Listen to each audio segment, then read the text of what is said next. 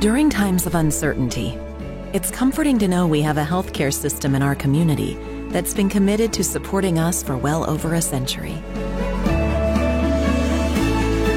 In this current time, we are standing together, and our bond is stronger than ever.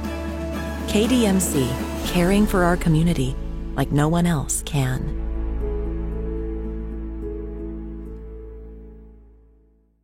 Okay, Coach, we'll get it started, but getting some general comments from you, and then we'll open it up for questions after that. Well, what a tough environment to play in. Give a lot of credit to Auburn, their fans. They've created an electric environment, and for a lot of our players, I mean, probably over 50%, I would even say more than 50% of the guys that were playing, they've never played in a road environment in that. You know, two of our DNA traits are composure and toughness, and I thought never has that been more evident than today. Composure and toughness. And the men in that locker room never doubt, never question each other. A really physical game, guys. You know, that was a really physical game. And now we've had two of those really physical games back to back. I told you we were beat up coming into it, and we're probably more beat up coming out of it. But I'm proud of the way the guys competed, man. Golly. Just a lot of toughness showed through in that game. Okay, we'll go to Chip Towers first, followed by Logan Booker. Coach, you can't talk about this team without realizing that you're doing this without your quote-unquote starting quarterback. Can you just talk about the way Stetson continues to come through and just kind of how that plays in the whole mindset that you're talking about, you know, composure and toughness regardless of who's on the field, whether it's Ladd McConkey or somebody else at wide receiver? Yeah, it's next man up mentality. That's what we talked about all week. It's going to be next man up, no matter who's in. We got a lot of guys hurt and beat up, including the quarterback. And, you know, we hope he's getting better. We feel like he's getting better. But, you know, Stetson played a hell of a game. Stetson made plays with his feet. You know, you go back to that game, and there's, I don't know, 1, 2, 3, probably 4 really big plays in the game that he makes with his athleticism. And that's a dynamic that he brings that it forces them to defend us different ways. And, you know, guys, I don't know how you feel. I don't really read what anybody writes, but he played really well, too, last year. Okay, he did some good things last year.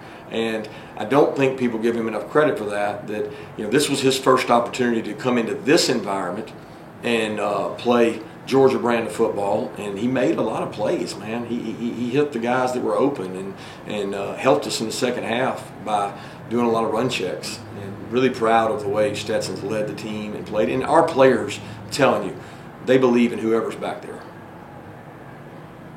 Coach, are you able to give any updates on Jamari or anybody else? You mentioned you're more banged up than you were coming into the game. Yeah, I mean, we lost Chris to a shoulder, and I don't know. At times he thought he could come back. He put his pads back on, and he took them off, and he's got a shoulder injury, but we don't know if he'll be back yet or not. Don't know how. I mean, we probably won't know until midweek next week. Jamari thought he could play on it. It was I think it was an ankle, and he thought he could go on it, but we felt like Broderick was playing well. But again, I don't know. I think we'll have to see those guys Monday, Tuesday, Wednesday to really know. There's no definites. You know, we got a lot of guys out, guys. I mean, just look down the list. You saw the guys today that didn't play. Let's go to Mark Weiser, followed by Dean Leggett.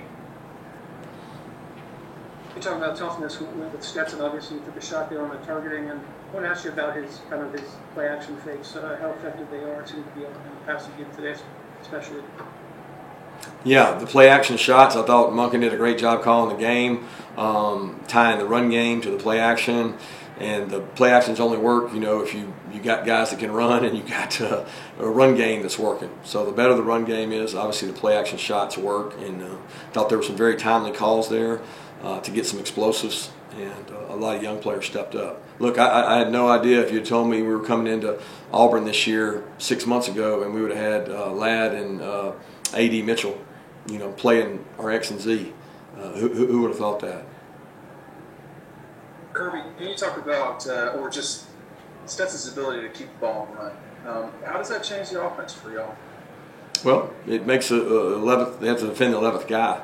We saw it with Bo Nix. There's 3 or 4 third downs that we thought we had him covered great, and he scrambles and makes a play with his legs, and that's what Stetson's able to do. He's not maybe as elusive as Bo, but he's a really good athlete, and he makes plays with his leg. He's able to pull the ball on his own reads. He makes you defend the whole 53 yards. And, we've always felt like Stetson's a really good player. So it wasn't like anybody didn't think he was good. He was playing well last year. Let's go to Anthony Dasher, followed by Alex Scarborough. Hey, Coach, I know you talk about wanting his team to be on a trajectory and that sort of a thing. But I was wondering from an offensive perspective, when it comes to trajectory, kind of where do you think it is holding? Again, like you said, this team is missing a lot of his weapons. Just one quick thing on that about Kenny McIntosh, why he didn't play today. Yeah, Kenny tried to play. He had a hamstring tight that was bothering him on Thursday, and he warmed up. We thought he was going to be able to go. He wasn't able to go 100%. I think he tried to cover a couple punts. Didn't feel comfortable putting him back there in KOR, and he couldn't go. And another guy down, along with Jermaine Burton. So it's tough. But as far as the trajectory of the offense, it's next man up. I can't. Our offense has been so different every week in terms of who's available, and our offensive staff is using the weapons we have, and thankful that we have enough guys still healthy that we can have a functioning, good, explosive offense. And all you can do is take the guys that are healthy and go play with them, and it's next man up. I thought those guys stepped up today.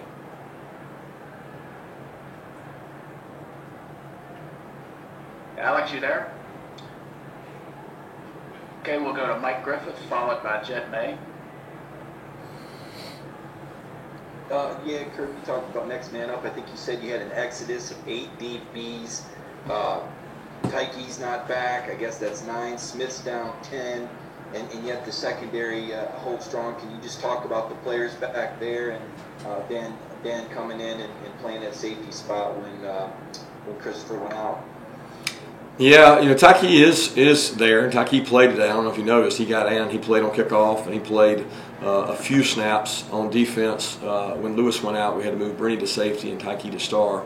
But Tyke's getting better. Like he's almost there, but he's also he plays the same spot Brenny. He's got to outperform Brenny, and he's got to play there to get in a rotation, and that's a good competition. But moving forward, we're probably going to have to get some more reps of those guys at safety and Bullard as well. And good thing is we've been coaching those guys to be position diverse. They can play star and safety. We're hurting at corner too. Nobody's mentioned it, but Amir Speed was injured and not here, and he's a starter on 4 special teams. So between Amir Speed, Jermaine Burton, Jamar Saylor, all those guys, Kenny McIntosh, it's just a long list. And what we're going to do is figure out what our best players can do and let them function and go play best brand of football we can. Kirby, it seemed like your defense played really well in the red zone today, holding over to field goals, got the stop right before halftime. Just how much do y'all emphasize that in practice? And I guess, in your opinion, is that one of the true signs of a good defense that, they're able to bend but not break, I guess? Well, first of all, I think Auburn did a tremendous job offensively. They moved the tempo. They were very patient with the run game. They didn't just abort the run game. When you don't get an early lead, it makes a team able to be patient, and they've gotten a lot more third and I would say 1 to 5, 1 to 6, and that's harder. Those are harder when you got an athletic quarterback that can take off running. But we did have some stops in the red area that were huge. We emphasize that every week. We brag on our players. We post what they're ranked in the red area. It's a big pride thing for them to be really good in the red area, and that paid off extremely well today. Coach Schumann and Dan do a tremendous job of giving a red area report to our players, and I thought that paid off in this game. Let's go to Seth Emerson, followed by John Zinor. Kirby, first off, I'm sorry if you said it, but what does Burton have? And second, just on the injuries, should people be impressed by what you all have done despite the injuries, or worried about it catching up to you? Worried about what? I didn't hear the end of that. Worried about about the injuries basically catching up to you if you don't get enough important guys back. I really don't know what people should be. I know that for me as the coach, I'm not thinking about what everybody thinks about the injuries. I'm thinking about what we can do to get the players we have in the best place to be successful. That's what coaches do, right? They take what they have and what they have healthy and they go.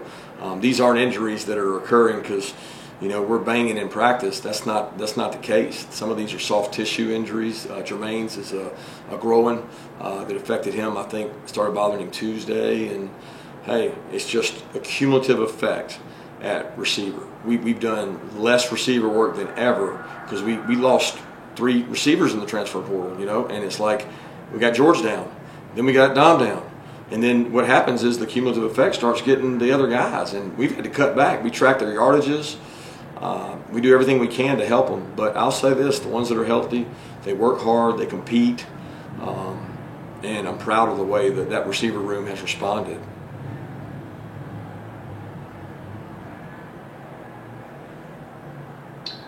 Okay, let's go to Maria Martin, followed by Connor Riley.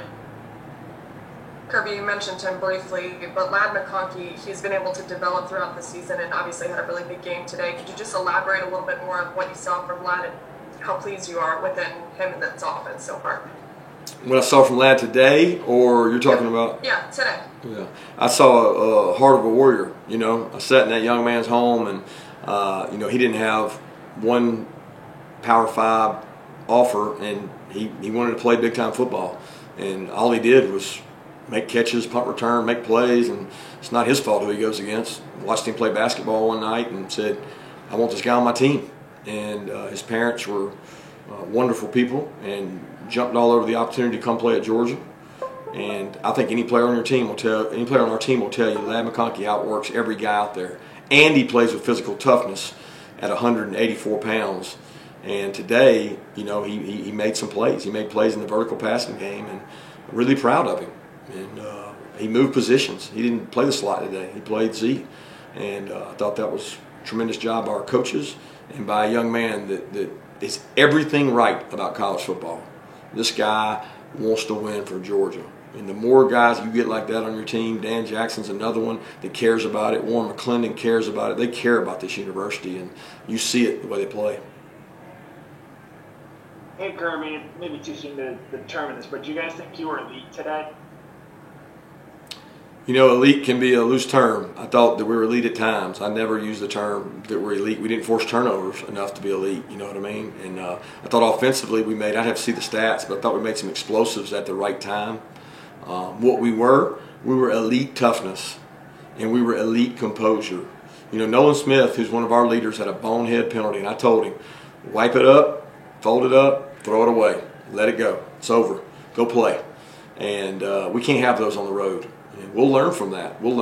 But there's a lot of opportunities our players had to have bad composure or lose energy, and they didn't do that. Got time for one more question, and we'll go to Palmer Tomes. Hey, Kirby, you give up 46 yards rushing today, 272 through the air. How much do you think teams are trying to get the ball to the outside rather than try and push it up the middle against your front seven? Well, that's a little misleading, Palmer. I don't know if you know how they do the stats, but they take out the sacks. So with 4 sacks and Bo Nix going back, they ran the ball better than the numbers indicate. We don't look at numbers on rush with the pass stats in. We look at numbers on the rush with the rush. And I don't know what it'll show, but they ran the ball better than some teams against us, okay? And that's important to be able to shut that down, and that made the third in shorts and mediums, because I thought Bobo and Will Friend did a good job keeping them out of the third and longs, and that's critical. So teams will take shots on us, obviously, because you got the big guys inside, but they did run the ball a little more efficiently than the numbers indicate. All right, Coach, thanks for your time. Thank y'all. Okay, let's get this started. I'll call on you in twos. Let's get it started with Mike Griffith, followed by Jed May. Yeah, if you could just talk about the that environment, just the noise, how you dealt with it, and the excitement of win like that. Yeah, it was awesome. I mean, especially going into their end zone with the student section all over there. I mean, it was so loud. I think we did a great job. Didn't have any false starts. didn't have to call any timeouts because of substitution or anything like that. I think we did a great job during the week repping like crowd noise in the indoor, blaring music, making sure that we communicated well. And it helps whenever our defense is so suffocated and they can't really get any momentum on offense and keep the crowd out of it. Stetson, I got 2 questions for you. One, I got to ask, considering you're just a floating head right now, it seems like you had a lot of success on the field. Just what allowed that, do you think? Yeah, I know this is kind of tripping me out.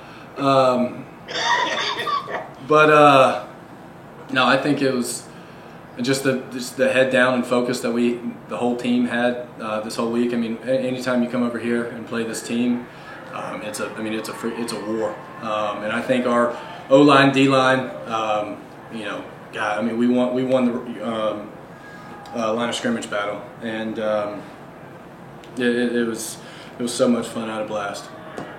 So if I can follow up with a serious one, what was it like just watching the defense on the sideline? Auburn got in the red zone, 2 or 3 times. The defense was, able to bow their necks each time. Just what's it like watching? Yeah, I mean, that's the resiliency that we've been talking about. We've got these 4,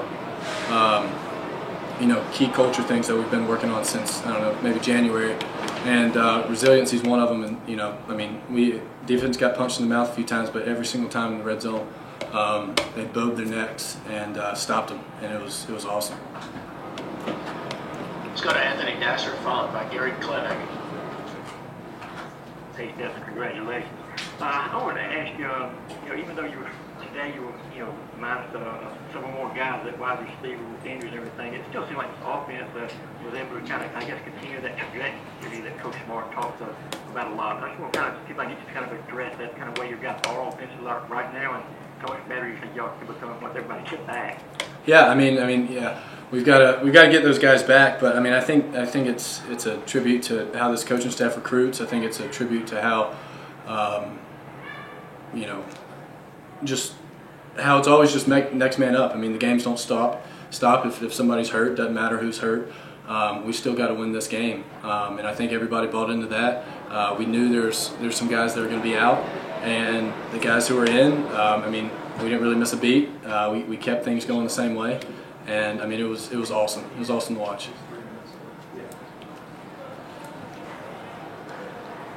Gary, you got anything? Let's go to Seth Emerson, followed by Lance McCurley. Stetson, with the injuries going in and out of practice, how much does that affect the game plan? You guys tend to know on Monday, Tuesday who you're going to have, who you're not going to have, or do you get to Thursday and Friday or even game day sometimes, kind of having to make things up on the fly? No, we pretty much knew. That's mainly the coaching staff's job, what they want to call and what they don't, depending on who's in there. But it didn't seem like it mattered to me. We called the same stuff that we would always call, and Ladd freaking played a heck of a game. They brought the safety down on his touchdown, and he stepped on his toes, took it deep, and I just let it fly and trusted him. And I don't think the game plan was really any different. Hey Stetson, kind of talk about the point of your offensive line in this game and how they would protect you, and how big of this is a confidence booster heading forward into next week's game? Yeah, they, especially at the end. I guess at the beginning we threw the ball with a little bit more success than we ran it, but then and they protected the heck out of me. I think I got hit on a rollout. I got hit on an RPO. Never got sacked. Most of the drop back passes I really didn't have any pressure. And then once the second half came around and we started rolling on them, we just leaned on them, and they didn't. Our O-line God, they're so strong, so tough, and our backs are the best in the country. Time for 2 more questions. Let's go to Chip Towers and Mark Weiser.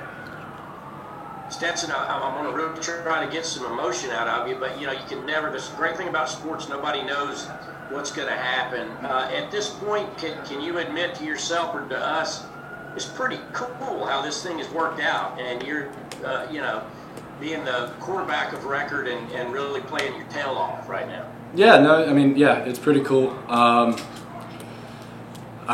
You know, I try to keep level. It's never, in my opinion, it's never. I leave I'll get juiced up sometimes, but I'll leave that to, you know, Jordan, who's about to talk to y'all when he tries to go kill somebody. I need to keep a level head and, you know, make sure we execute our offense. But no, but it is fun. Thank you. Hey, thanks, Stetson. Congratulations. I know I feel like you get a version of this on occasion. Obviously, you're Georgia's starting quarterback. Yeah, I guess until, you know, JT is healthy, I'm not sure. But you're trying to give him something to think about before you're planning, just about, you know, victory. I'm sorry. You didn't hear any of that? No, well, I didn't hear the question. I was asking about, you know, knowing that he may or may not be starting next week or the week after. Like, do you try to put a body of work out there that makes a tough decision, or is it just about getting victory every week? No, I just think everybody on this team, we try to win each game. All right, Stetson, thank you for your time. I appreciate it.